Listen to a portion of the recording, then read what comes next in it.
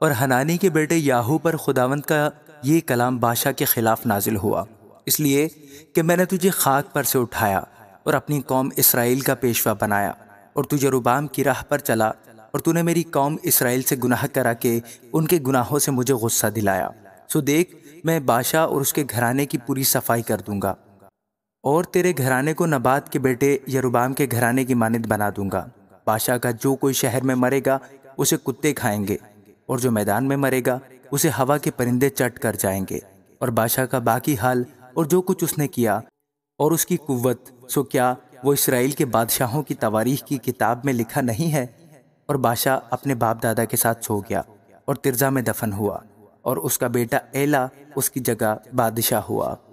اور حنانی کے بیٹے یاہو کی معرفت خداوند کا کلام بادشاہ اور اس کے گھرانے کے خلاف اس ساری بدی کے سبب سے بھی نازل ہوا جو اس نے خداوند کی نظر میں کی، اور اپنے ہاتھوں کے کام سے اسے غصہ دلایا اور یروبعام کے گھرانے کی مانند بنا، اور اس سبب سے بھی کہ اس نے اسے قتل کیا۔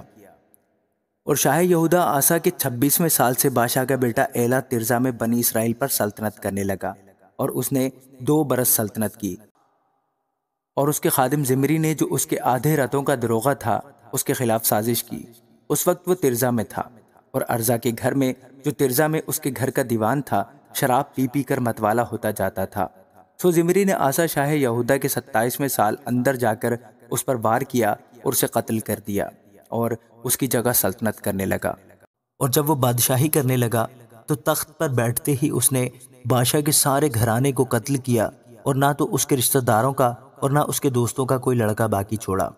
یوں زمری نے خداوند کے اس سخن کے مطابق جو اس نے بادشاہ کے خلاف یاہو نبی کی معرفت فرمایا تھا، بادشاہ کے سارے گھرانے کو نابود کیا، بادشاہ کے سب گناہوں اور اس کے بیٹے ایلا کے گناہوں کے سبب سے جو انہوں نے کیے اور جن سے انہوں نے اسرائیل سے گناہ کرایا، تاکہ خداوند اسرائیل کے خدا کو اپنے باطل کاموں سے غصہ دلائیں۔ اور ایلا کا باقی حال اور سب کچھ جو اس نے کیا، سو کیا وہ اسرائیل کے بادشاہوں کی تواریخ کی کتاب میں قلم بند نہیں؟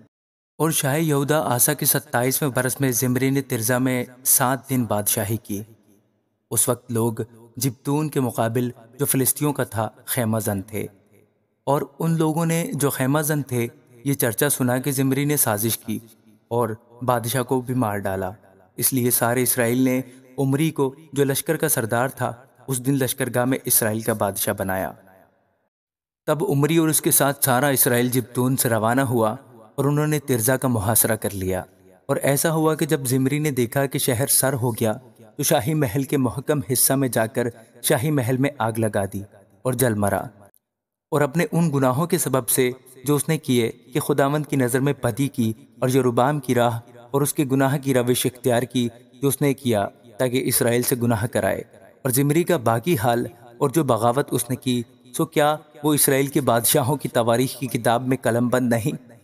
اس وقت اسرائیلی 2 فریق ہو گئے، آدھے آدمی جینت کے بیٹے تبنی کے پیرو ہو گئے تاکہ اسے بادشاہ بنائے، اور آدھے عمری کے پیرو تھے۔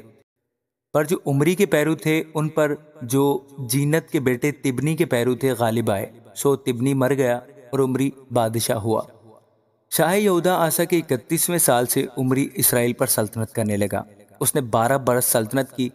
ترزا میں 6 برس اس کی سلطنت رہی، اور اس نے سامریہ کا پہاڑ سمر سے 2 قنطار چاندی میں خریدا، اور اس پہاڑ پر ایک شہر بنایا، اور اس شہر کا نام جو اس نے بنایا تھا پہاڑ کے مالک سمر کے نام پر سامریہ رکھا۔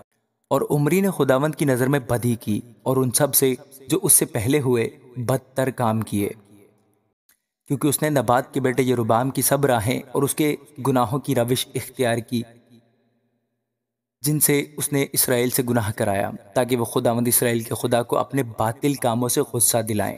اور عمری کے باقی کام جو اس نے کیے اور اس کا زور جو اس نے دکھایا، سو کیا وہ اسرائیل کے بادشاہوں کی تواریخ کی کتاب میں قلم بند نہیں؟ سو عمری اپنے باپ دادا کے ساتھ سو گیا اور سامریہ میں دفن ہوا، اور اس کا بیٹا اخیب اس کی جگہ بادشاہ ہوا۔ اور شاہ یہودا آسا کے 38ویں سال سے عمری کا بیٹا اخیب اسرائیل پر سلطنت کرنے لگا، اور عمری کے بیٹے اخیب نے سامریہ میں اسرائیل پر 22 برس سلطنت کی۔ اور عمری کے بیٹے اخیب نے جتنے اس سے پہلے ہوئے تھے ان سبوں سے زیادہ خداوند کی نظر میں بدی کی، اور گویا نبات کے بیٹے یروبعام کے گناہوں کی روش اختیار کرنا اس کے لیے ایک ہلکی سی بات تھی۔ سو اس نے سیدانیوں کے بادشاہ اتیبال کی بیٹی ایزبل سے بیاہ کیا اور جا کر بال کی پرستش کرنے اور اسے سجدہ کرنے لگا، اور بال کے مندر میں جسے اس نے سامریا میں بنایا تھا بال کے لیے ایک مذبح تیار کیا، اور اخیاب نے یسیرت بنائی، اور اخیاب نے اسرائیل کے سب بادشاہوں سے زیادہ جو اس سے پہلے ہوئے تھے خداوند اسرائیل کے خدا کو غصہ دلانے کے کام کیے۔ اس کے ایام میں بیتیلی اہیل نے یریہو کو تعمیر کیا۔ جب اس نے اس کی بنیاد ڈالی تو اس کا پہلوٹا بیٹا ابرام مرا، اور جب اس کے پھاٹک لگائے تو اس کا سب سے چھوٹا بیٹا سجوب مر گیا۔ یہ خداوند کے کلام کے مطابق ہوا جو اس نے نون کے بیٹے یشوع کی معرفت فرمایا تھا۔ آمین۔